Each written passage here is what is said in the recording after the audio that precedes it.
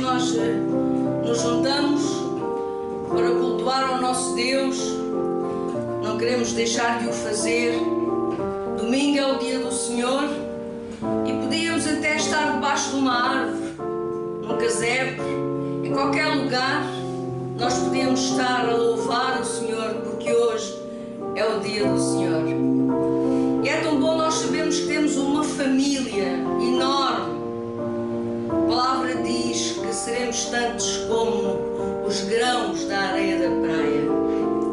Então, pelo mundo fora, há milhares e milhões de cristãos que neste dia levantam as suas mãos e a sua voz para o céu, clamando e louvando o seu Criador.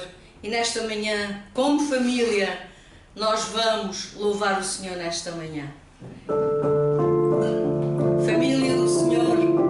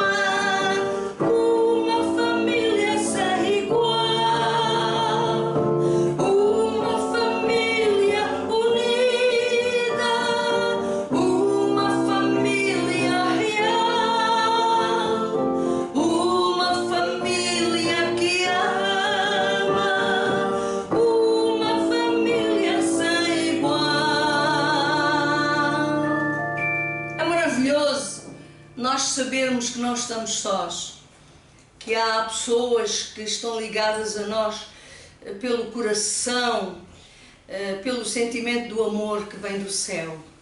E a esses nós chamamos irmãos, porque somos uma família em Cristo Jesus. E é tão bom saber que temos uma família espiritual. É muito bom termos uma família carnal, sem dúvida. Família é projeto de Deus, estava no coração de Deus. Tanto que ele viu que não era bom que o homem estivesse só e deu-lhe uma mulher. Então a família é projeto de Deus. E nesta manhã eu oro para que em cada casa, em cada lar, possa haver uma verdadeira família. Um lar onde as pessoas se aceitem, se respeitem, cumpram com todos os seus deveres de pai, mãe, filhos. Que se possa dizer, eu tenho uma família. Não é perfeita, com certeza, não há famílias perfeitas porque todos nós falhamos, mas família é alguma coisa que está no coração de Deus, é projeto de Deus. E nesta manhã nós queremos ser cada vez mais família, e apesar deste tempo estarmos longe uns dos outros, esse sentimento no nosso coração não desaparece, porque somos ligados pelo amor de Deus, e o amor de Deus liga os nossos corações. Louvado seja o nome do Senhor. Nesta manhã nós queremos louvar e queremos dizer ao Senhor que o amamos. Este é o nosso propósito: amar o Senhor e amarmos uns aos outros como Ele nos amou.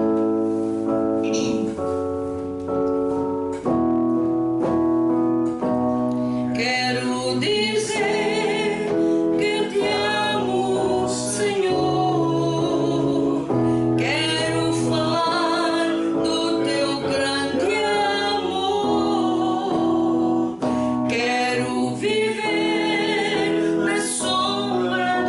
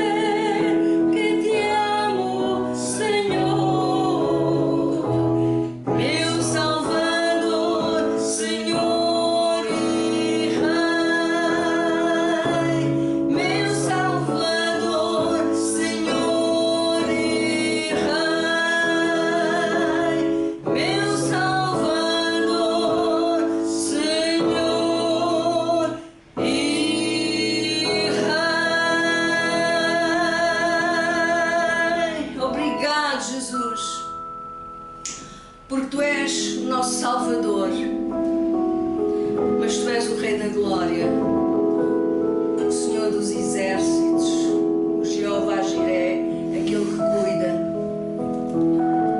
Te louvamos, Senhor, porque Tu és Deus de amor. Tu és aquele que está connosco a cada manhã. Tu és o Senhor da glória. Louvado sejas. E nós cantamos uma canção dizendo: Senhor, eu te amo. Quero dizer-te, Senhor, que eu te amo. E que esta palavra surja nos nossos lábios, que proceda de um coração sincero. Senhor, eu te amo. Mas nós o amamos, mas Ele amou-nos primeiro. Foi Ele que nos amou primeiro.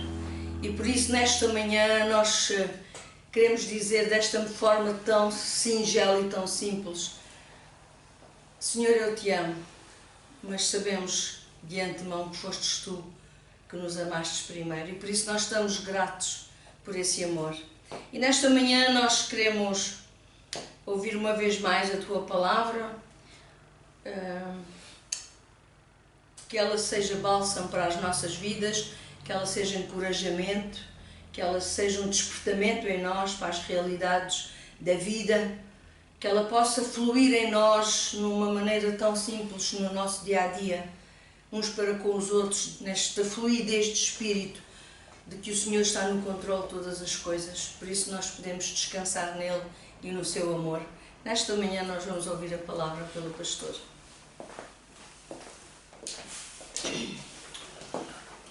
Ora, vivam, bom dia a todos, nossos irmãos, amigos, povo do Jubileu, da Igreja do Jubileu em Setúbal.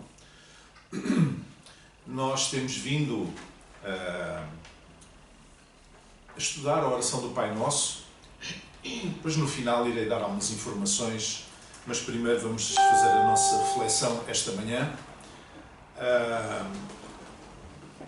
sobre as implicações da oração do Pai Nosso, a partir da oração do Pai Nosso, do modelo de oração que Jesus ensinou aos seus discípulos, o exemplo de oração. Nós temos feito esta reflexão para compreendermos as implicações da oração, particularmente desta oração, em que nós dizemos determinadas palavras, proferimos determinadas frases, mas que têm um conteúdo, têm um sentido. E muitas vezes, se nós não tivermos o cuidado de prestar atenção àquilo que dizemos, estamos apenas a papaguear algumas palavras que não nos dizem nada. Nós vamos terminar esta reflexão no próximo domingo e vamos continuar agora com o versículo 12. Estamos em Mateus, capítulo 6, versículos 9 a 13, a famosa oração. Eu não vou ler, mas estamos no versículo 12, que diz: E perdoa-nos as nossas dívidas, assim como nós perdoamos aos nossos devedores. O termo dívidas aqui significa transgressões ou ofensas. Não tem a ver propriamente com dívidas pecuniárias, com dinheiro. Tem a ver com aquilo que nós devemos aos outros, no sentido moral, vamos dizer assim. Se nós lemos na carta aos Romanos, capítulo 13, versículo 8, diz lá: A ninguém devais coisa alguma, a não ser o amor com que vos ameis uns aos outros, porque quem ama aos outros cumpriu a lei. Portanto, esta coisa de dever não é apenas dinheiro, é dever respeito, dever consideração, dever amor até. E, portanto, quando diz perdoas as nossas ofensas ou as nossas transgressões, quando nós ofendemos alguém ou transgredimos contra alguém, quando nós ofendemos alguém, nós ficamos a dever, em dívida para com aquela pessoa. Não é? E é nesse sentido que surge aqui a palavra dívidas. No fundo, Jesus ensinou que o perdão é essencial na caminhada cristã. Ser cristão é um caminho que se faz, é uma caminhada, é uma escolha, é uma opção de vida, é um caminho. Mas porquê é que o perdão é essencial? Porquê é que andar em perdão é tão importante para a vida cristã, para a prática cristã? Em primeiro lugar, porque se nós somos cristãos, somos filhos de Deus, devemos ser parecidos com Ele. Deus é perdoador. Portanto, o caráter de Deus é um caráter de perdão. E, portanto, nós devemos andar em perdão, porque Deus perdoa. Deus é perdoador. Mas há uma outra razão também, agora no nível horizontal, no nível humano, pelo qual nós devemos andar em perdão. É porque o perdão não apenas liberta o ofensor do peso da culpa, alguém que, enfim, que nos ofendeu e que sabe que nós o perdoamos, é libertado do peso da culpa, mas liberta também o ofendido de sentimentos negativos. Portanto, se eu perdoar uma pessoa, eu deixo de ter raízes de amargura, sentimentos negativos, ressentimentos, todos esse tipo de sentimentos que a Bíblia diz que destrói não apenas a nossa saúde mental e emocional, mas até a nossa saúde física. E está provado cientificamente que muitas das nossas problemas físicos mais graves, muitas vezes, advêm de falta de perdão.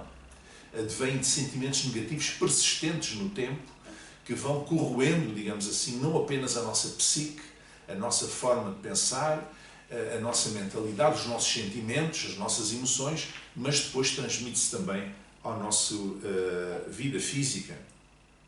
Por outro lado, o perdão cria um clima de concórdia entre as pessoas, em vez de um clima de tensão.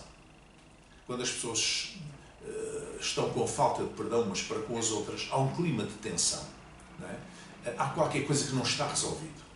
Mas a libertação do perdão cria um clima de concórdia, em vez de um clima de tensão. Cria um clima de cooperação, em vez de um clima de competição. Deixem-me dizer que a competição é uma coisa que faz parte da vida. É importante na vida. Por exemplo, no desporto, as pessoas competem, mas devem competir com lealdade, e os adversários são apenas isso, são adversários, não são inimigos. Quando nós transformamos os adversários em inimigos, mesmo no desporto, já estamos a sair fora do espírito do desporto, que é um espírito de cooperação, de lealdade, e estamos a entrar num espírito belicoso, num espírito de guerra. Não é?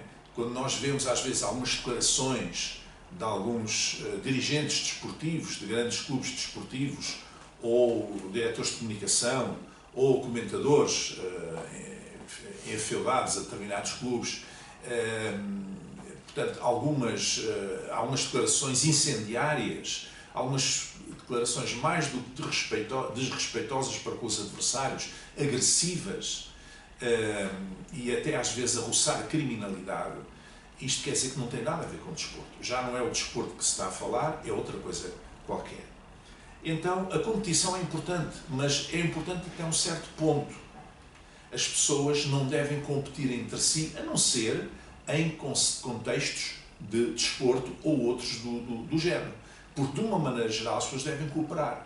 Porque quando as pessoas cooperam, os resultados são sempre melhores do que quando as pessoas competem entre si. O perdão cria um clima também de aproximação, em vez de afastamento. Quando eu perdoo alguém que me ofendeu, eu fico mais próximo dessa pessoa e essa pessoa fica mais próxima de mim. Ou o contrário, a mesma coisa.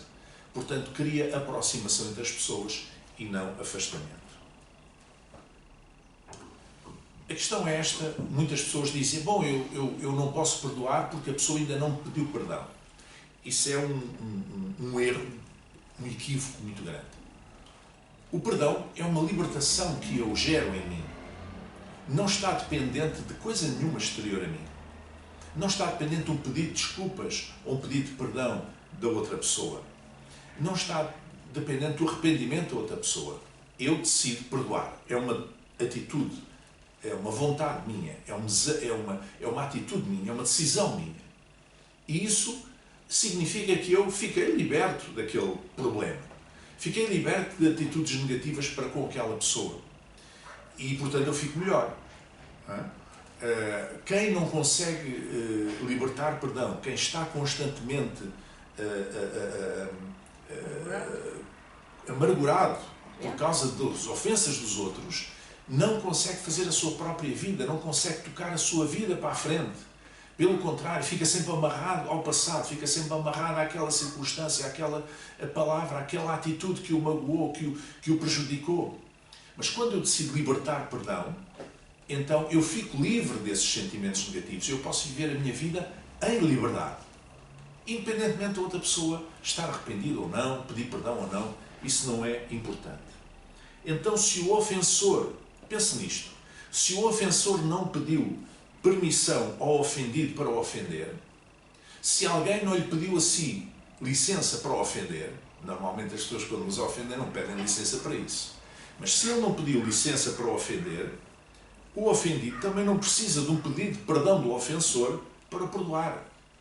Então, se alguém decidiu ofender-me sem me perguntar nada, porque é que eu não posso perdoar a essa pessoa que me ofendeu sem lhe perguntar nada?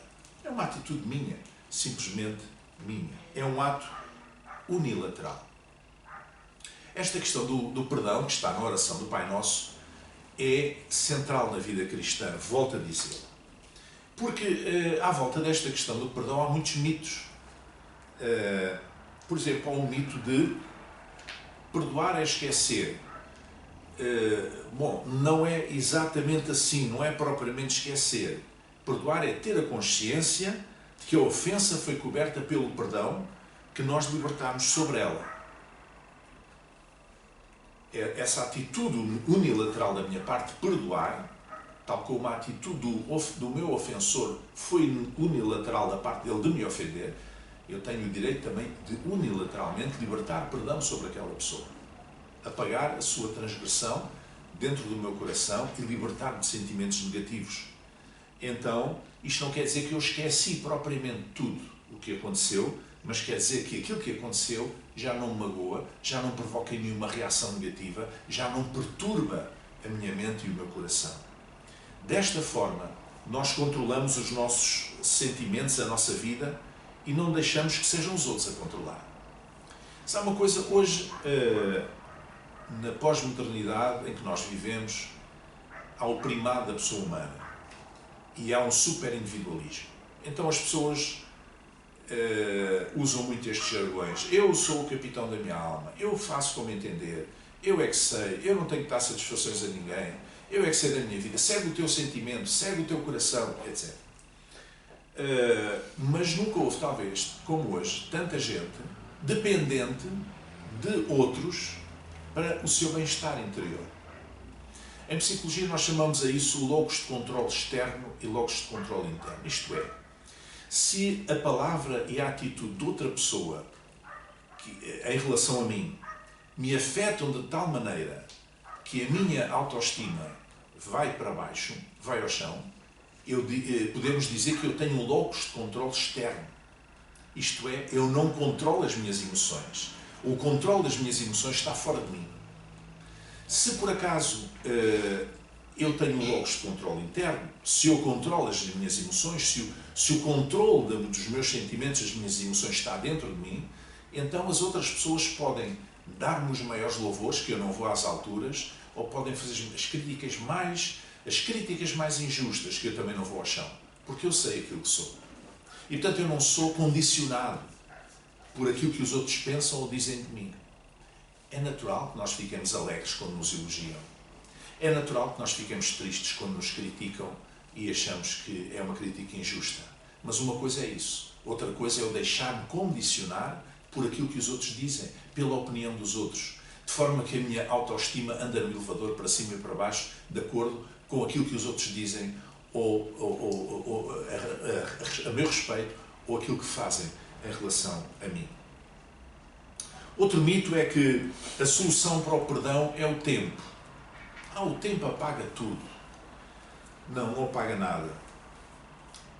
Essa história do tempo faz lembrar aquelas pessoas que têm montes de lixo no chão e, por preguiça de ir buscar uma pá e pôr o lixo no lixo, varrem o lixo para debaixo do tapete da sala. E, portanto, está o tapete, não se vê lixo nenhum. À vista desarmada, parece que a casa está limpa. O lixo está debaixo do tapete. Um dia vem um temporal repentino, as portas abrem-se de par em par, o vento furioso entra para casa adentro. O que é que acontece? o lixo anda todo pelo ar, vem todo ao de cima. Portanto, o tempo não é a solução para o perdão. A solução para o perdão é ter a atitude, a capacidade de perdoar. E naturalmente que nós só somos capazes de perdoar quando temos em nós o Espírito de Cristo. Quando temos em nós, digamos, quando nós somos discípulos de Jesus, no sentido em que nós somos seus imitadores, e porque Deus é perdoador, nós comparticipamos dessa natureza e tornamos também pessoas tendentes a perdoar. Porque Deus em nós, o Espírito de Deus em nós, nos leva a essa capacidade, nos traz essa capacidade de perdoar as ofensas. Podemos perguntar, então e quando falham connosco repetidamente? Quando as pessoas nos ofendem repetidamente e nós perdoamos e está tudo bem, e depois a pessoa volta a fazer o mesmo e volta a acontecer o mesmo, e mais uma terceira vez, etc. Quando as pessoas falham connosco repetidamente, nós perdemos a confiança, mas não deixamos de libertar o perdão. Nós podemos libertar o perdão à mesma, para ficarmos livres nós próprios dos sentimentos negativos que nos amarram, que nos condicionam. Mas perdemos a confiança. Ou seja, a nossa convivência com essa pessoa não tem que ser exatamente igual. Porque a pessoa perdemos alguma confiança naquela pessoa. E a confiança não é uma coisa que se adquire por direito familiar ou por qualquer outra circunstância. Confiança é uma coisa ou existe ou não existe. Depende das atitudes, depende daquilo que acontece, depende das vivências. Então, se uma pessoa falha comigo repetidamente, eu posso libertar perdão da mesma maneira, eu devo fazê-lo como cristão, mas a confiança já não é a mesma. Então, a convivência passa a ser diferente, mas o meu coração fica limpo, a minha mente ficam limpas. Há uma passagem bíblica em que um dos discípulos, Pedro, a certa altura, quando Jesus está a falar de perdão, acha aquilo um bocadinho estranho e diz assim: ó Senhor, quantas vezes perdoarei? Quantas vezes é que eu devo perdoar? 7. E Pedro avançou este número 7, porque é um número que na Bíblia é um número considerado um número perfeito, é um número muito simbólico, e para Pedro já era 7, já aparecia muitas vezes, muito perdão, junto. E Jesus disse, não, 7 não, mas 70 vezes 7. Ora, 70 vezes 7 não quer dizer o resultado do cálculo matemático de 70 vezes 7, mas quer dizer, perdoa sempre que te ofenderem. Perdoa. Porque se tu perdoares, tu ganhas essa batalha. Se tu perdoares, tu ficas por cima, digamos assim, tu ficas acima desse problema. Tu ficas incólume, tu ficas liberto se tu perdoares. Se não perdoares, será mais difícil. Mas se perdoares, tu ficas por cima. Quantas vezes, Senhor, perdoarei? 70 vezes 7, ou seja, sempre que for necessário. Há uma canção que eu gostava, uma velha canção que eu gostava de recordar aqui.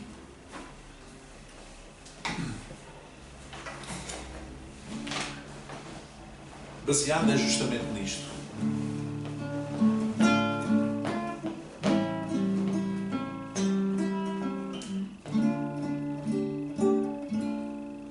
Quantas vezes, Senhor, perdoarei? Quantas vezes, Senhor, perdoarei? Eu quero perdoar, ficar junto de ti. Quantas vezes, Senhor, perdoarei? Quantas vezes? Quantas vezes, Senhor, perdoarei? Quantas vezes, Senhor, perdoarei? Eu quero perdoar, ficar junto de ti. Quantas vezes, Senhor, perdoarei? 70 vezes 7. 70 vezes 7. 70 vezes 7. São as vezes que deves perdoar.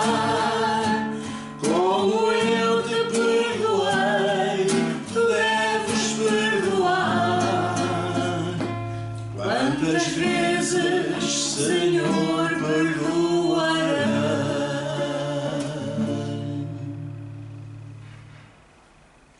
70 vezes 7. Então essa foi a lição que Jesus deu a Pedro: perdoa sempre que for preciso.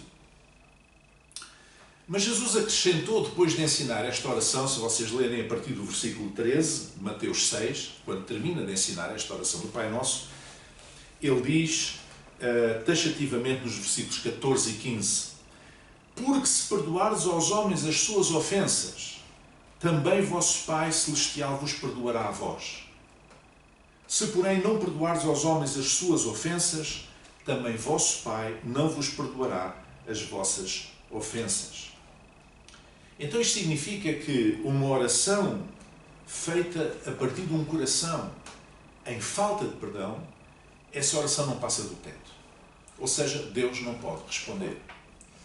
Se você tem falta de perdão em relação a terceiras pessoas, não pode chegar ao pé de Deus em oração e dizer: ó Senhor, perdoa-me, eu fiz mal, eu agi mal nesta circunstância ou naquela. Você tem que libertar perdão primeiro, para que Deus o possa perdoar. Então, a nossa ligação a Deus passa sempre pela nossa ligação com o nosso próximo. E nós não podemos separar uma coisa da outra. A nossa ligação com Deus passa sempre pela ligação com o nosso próximo. Há pessoas que dizem às vezes: eu não quero saber da opinião dos homens, não quero saber dos homens, eu quero saber é de Deus. Pois, mas Deus, a opinião de Deus sobre cada um de nós, tem a ver com o nosso funcionamento em sociedade. Com o nosso funcionamento em relação ao nosso irmão, em relação ao nosso próximo, em relação às outras pessoas. Porque esta relação vertical com Deus está integralmente, fundamentalmente associada à nossa relação horizontal uns com os outros. E Jesus ensinou isso com uma outra parábola, uma outra história que ele contou, lá a chamada parábola do credor incompassível, Mateus capítulo 18, 23 a 35, que eu passo a ler. Pois o reino dos céus pode comparar-se a um certo rei que quis fazer contas com os seus servos. E começando a fazer contas, foi-lhe apresentado um que lhe devia 10.000 talentos. E não tendo ele com que pagar, o seu senhor mandou que ele e sua mulher e seus filhos fossem vendidos com tudo quanto tinha para que a dívida se lhe pagasse. Esta era a prática daqueles tempos. Quando alguém devia muito dinheiro e não tinha como pagar, o credor poderia exigir que a sua família, membros da sua família, fossem vendidos como escravos para angariar dinheiro, para amortizar aquela dívida. Então aquele servo, prostrando-se, o reverenciava, dizendo: Senhor, seja generoso para comigo e tudo te pagarei. Como quem diz: ó Senhor, não faças isso. Não vendas a minha mulher e os meus filhos como escravos. Tem misericórdia. Eu vou me esforçar redobradamente para te pagar aquilo que devo. Eu sei que devo. Eu vou me esforçar. Então o senhor daquele servo, movido de íntima compaixão, soltou-o e perdoou-lhe a dívida. Veja bem que o Senhor perdoou-lhe a dívida ao mover-se de compaixão por aquele homem que ficou em pânico perante a iminência de perder a sua mulher e os seus filhos, que iriam ser vendidos como escravos. Ele suplicou, ele pediu misericórdia. E o credor foi compassivo, moveu-se de compaixão e respondeu perdoando a dívida, anulando aquela dívida. Ele despediu e disse: pronto, podes-te ir embora, se compreendo, sendo assim, pronto, já não me deves nada, a dívida está satisfeita, não há problema. Mas a história continua. Saindo, porém, aquele servo encontrou um dos seus conservos que lhe devia 100 dinheiros. De 10.000 talentos passamos para 100 dinheiros. Ou seja, de uma quantia muito significativa, altamente significativa, passamos por uma quantia ordinária. Não era pouco dinheiro. Encontrou outra pessoa que lhe devia 100 dinheiros e lançou mão dele, sufocava-o, dizendo: paga o que me deves. Então o seu companheiro, prostrando-se a seus pés, rogava-lhe, dizendo: seja generoso para comigo e tu te pagarei. Exatamente a mesma atitude que ele tinha acabado de ter com o seu credor inicial. Ele, porém, não quis, antes foi encerrá-lo na prisão até que pagasse a dívida. Portanto, este homem tinha sido alvo de compaixão, não foi capaz de exercer compaixão para com o seu semelhante. Vendo, pois, os seus conservos o que acontecia, contristaram-se muito, ficaram muito tristes, e foram declarar ao seu senhor tudo o que se passara. Então o seu senhor, chamando-o à sua presença, disse-lhe: servo malvado, perdoei-te toda aquela dívida porque me suplicaste. Não devias tu igualmente ter compaixão do teu companheiro, como eu também tive misericórdia de ti? E indignado, o seu senhor o entregou aos atormentadores até que lhe pagasse tudo o que devia. Assim também vos fará o meu Pai Celestial, se do coração não perdoardes cada um a seu irmão as suas ofensas. Eu acho que a palavra de Deus não pode ser mais clara sobre esta matéria. Nesta oração modelo que Jesus ensinou aos seus discípulos, ao contar esta história do credor incompassivo, ele está a dizer, no fundo, que Deus perdoou-nos uma dívida muito maior, uma ofensa ou ofensas muito maiores. E porque é que nós não somos capazes de perdoar a um familiar, a um amigo, a um colega, a um vizinho, a outra pessoa, alguma ofensa que nunca será tão grande como aquela que nós, muitas vezes, ofendemos Deus? E eu penso que isto responde de uma maneira muito especial a esta questão do perdão. Então precisamos nos despojar de todos os mitos que existem, todas as ideias feitas que existem popularmente por aí sobre a questão do perdão. Perdão é uma atitude minha. Eu perdoo se eu quiser perdoar. Se eu não quiser perdoar, eu não perdoo. É claro que muitas pessoas poderão dizer: mas eu não sou capaz de perdoar. Porque a questão é essa. Muitas vezes as pessoas dizem: eu até queria perdoar, porque a pessoa não se sente bem enquanto não libertar perdão. Não se sente bem, não se pode sentir bem. Recalca, não é? Aqueles sentimentos, há sempre uma raiz de amargura, há sempre uma palavra, há sempre alguma coisa que se vê, há uma coisa que se escuta, que faz desenvolver, desencadear, que faz, é como o vento que entra pelas janelas adentro num dia temporal e faz levantar o lixo que está debaixo do tapete, e a nossa vida fica alvoroçada novamente. E há pessoas que dizem: não são capazes de perdoar. Então o meu conselho para essas pessoas é: ajoelhe-se diante de Deus e peça que Ele dê capacidade para o fazer, que Ele o ajude na sua capacidade para o fazer, porque o perdão é qualquer coisa que está na nossa mão. Não está associado ao pedido de perdão da outra pessoa, não está associado ao arrependimento da outra pessoa, não está associado a nada fora de nós. Está associado apenas à minha vontade, à minha vontade, ao meu desejo, à minha capacidade de perdoar. Deus é perdoador. Deus é amor, diz a Bíblia.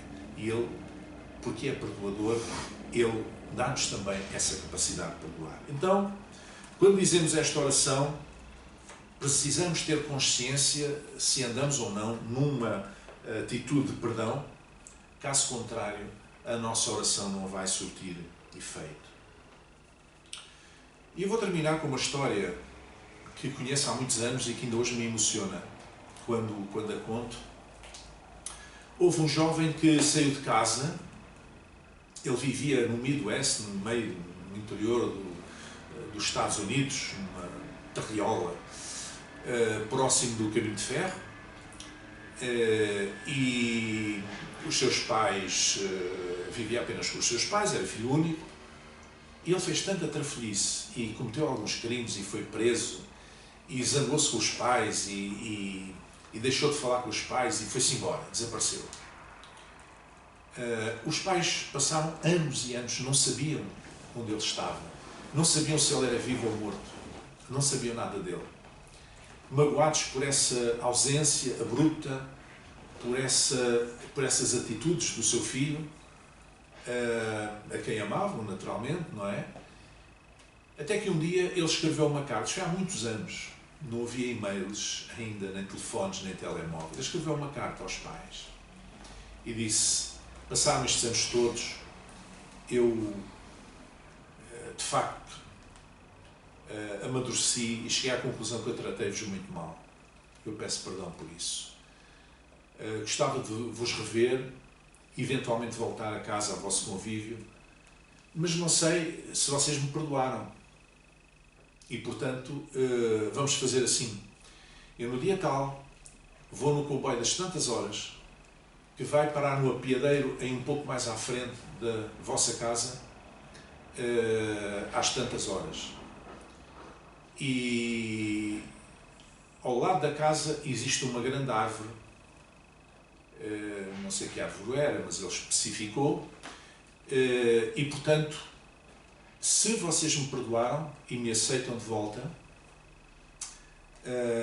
então eu quero que vocês façam uma coisa, que vocês ponham um laço grande, vermelho, pendurado no ramo da árvore, de modo que eu do comboio possa ver. E se eu vir esse laço vermelho, então eu vou parar no apiadeiro mais à frente.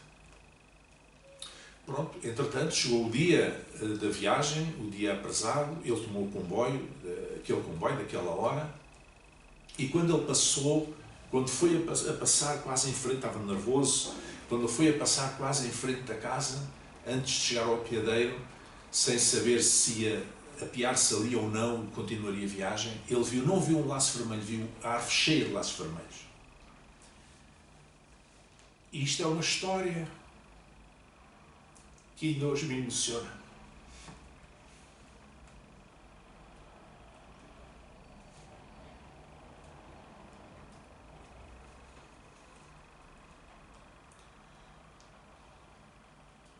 Nós somos chamados para sermos perdoadores. Deus é perdão. Deus é perdoador. Deus é amor. As nossas tricas, as nossas desentendimentos, as nossas questões não são nada comparados com aquilo que nós tantas vezes ofendemos a Deus. Porque nós estamos muito longe de ser perfeitos. Todos nós, de uma maneira ou de outra, temos falhas na nossa vida. Nós temos muita tendência para ver as falhas na vida dos outros e temos dificuldade em ver as nossas próprias falhas, os nossos próprios erros. Mas se Deus nos perdoou tanto, porque é que nós não devemos de perdoar aos outros? Porque Deus é perdão, é como estes pais. Então, eu acredito que aquela pessoa que anda em perdão, que é capaz de perdoar as ofensas das outras pessoas, e volto a dizer, não quer dizer que a convivência continue a ser a mesma se a pessoa continua reiteradamente a falhar e a ofender, não. Porque perde-se uma coisa, é o fator importante, que é o fator de confiança. Portanto, se eu perder a confiança numa pessoa, a minha convivência com essa pessoa não pode ser a mesma, mas eu não posso deixar de libertar perdão. Porque eu sou o principal beneficiário. E o primeiro prejudicado, se não libertar perdão sobre essa pessoa, sou eu. Independentemente da pessoa saber ou não que eu a perdoei. Porque o perdão também não é uma coisa para lançar à cara das pessoas. Não. Se o coração perdoa, acabou. Então, liberta-se a si mesmo. E caminha em vitória. Porque quem caminha em perdão, caminha em vitória. Porque quem caminha alinhado com Deus, caminha em vitória. Oremos. Senhor nosso Deus e Pai, nós te agradecemos pela Tua Palavra e por esta oração, Senhor do Pai Nosso, que é tão exemplificativa, tão importante, Senhor, tão profunda na nossa própria vida, Senhor. Ó Senhor, oramos para que verdadeiramente todos nós possamos ter consciência do que estas palavras significam. Todos nós possamos ter consciência do que significa cada frase desta oração, das implicações que ela tem na nossa vida prática, na nossa vida pessoal. do verdadeiro ensino, Senhor, que nós temos nesta palavra. Que nós possamos recebê-lo, que nós possamos apreendê-lo, interiorizá-lo e praticá-lo, Senhor, para a nossa própria bênção da nossa vida e vitória na nossa caminhada cristã, Pai. E bênção para a vida dos outros que estão à nossa volta, Pai. Em nome de Jesus, que assim seja. Amém. Amém. Agora, algumas informações antes de terminarmos. Queria dizer que, para o povo da Jubileu, que hoje seria a celebração da Ceia do Senhor, que habitualmente fazemos ao primeiro domingo de cada mês, se estivéssemos em regime presencial. A Ceia do Senhor é uma coisa para se celebrar em comunhão física, em comunidade, na comunidade de fé, e não tendo essa possibilidade não podemos celebrar, mas a minha sugestão é que hoje, à hora do almoço, cada família possa agradecer a Deus, não apenas pela refeição, mas também faça do seu almoço uma verdadeira ceia, não é? Como se Jesus estivesse presente, não é? no vosso almoço. Também dizer ao povo da Igreja de Jubileu que as vossas contribuições podem continuar a ser enviadas por ONIB no YouTube. Este vídeo que vai ficar editado e publicado no YouTube terá em baixo o número do NIB da conta do banco da Igreja, portanto, para vocês darem as vossas contribuições, como é habitualmente. E também, para quem quiser, hoje na TVI 24, às 18 horas, portanto, no noticiário das 18 horas, eu estarei presente para fazer um comentário sobre a visita do Papa ao Iraque, que é uma visita histórica, a convite, portanto, fui convidado para estar lá a fazer esse comentário. Nós sabemos muito pouco dos cristãos do Médio Oriente, especialmente aquela zona do Iraque, não é? De onde saiu Abraão, não é? Dessa região, sabemos muito pouco. Havia 1.500, 1,5 milhão, de cristãos de várias origens, digamos, ou de vários ramos do cristianismo, 1,5 milhão de cristãos no Iraque, e depois da guerra e do autoproclamado Estado Islâmico e da perseguição que foi feita, muitos morreram, muitos fugiram, e hoje são cerca de apenas 300 mil. E nós estaremos lá a comentar TV 24 no noticiário das 18 horas. Que Deus vos abençoe e até à próxima semana, onde vamos concluir o estudo desta oração. Uma boa semana, um resto de um domingo abençoado. Beijinho. Deus abençoe.